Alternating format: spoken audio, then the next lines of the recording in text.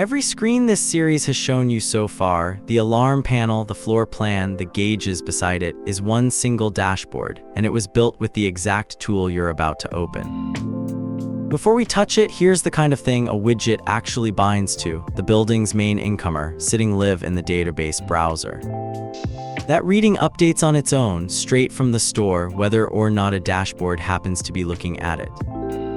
Open the layout editor and it starts on your own personal view, which is empty because you've never built one. Switch it to global instead and the canvas fills with the same alarm panel and floor plan you've been watching all series, because global is the one dashboard everyone signs into.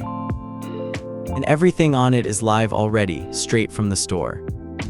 3 things make up this screen: a palette of live widgets on the left, the canvas in the middle, and whatever selected on the right.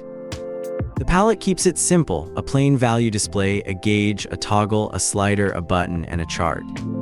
Click any card that's already here, this comfort gauge for instance, and its real properties open up, already bound to a live reading, not a mock-up. Its colors aren't decorative either: red under 60%, yellow through the middle, green once the whole building's actually comfortable. Select the plant room group in the tree so the new card lands right where everything else in it already lives. Add a gauge and drag the meter's power factor straight onto it, the same motion you'd use for any live field in the building. That drop zone is the card's data source. Whatever field you drop there becomes the number this card lives on.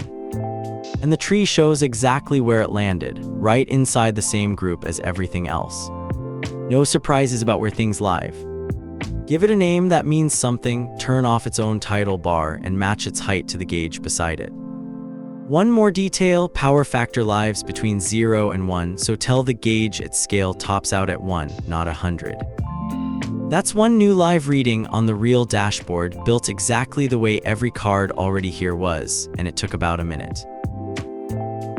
Save and close both windows. What's left is the actual dashboard everyone signs into, now showing one more live reading than it did a minute ago. It joined the end of the plant rail, so scroll down and there it is live. Every screen this series has shown you came from exactly this: drag a field, drop it on a card, save. It's included free in the Community Edition, and building it took no code at all.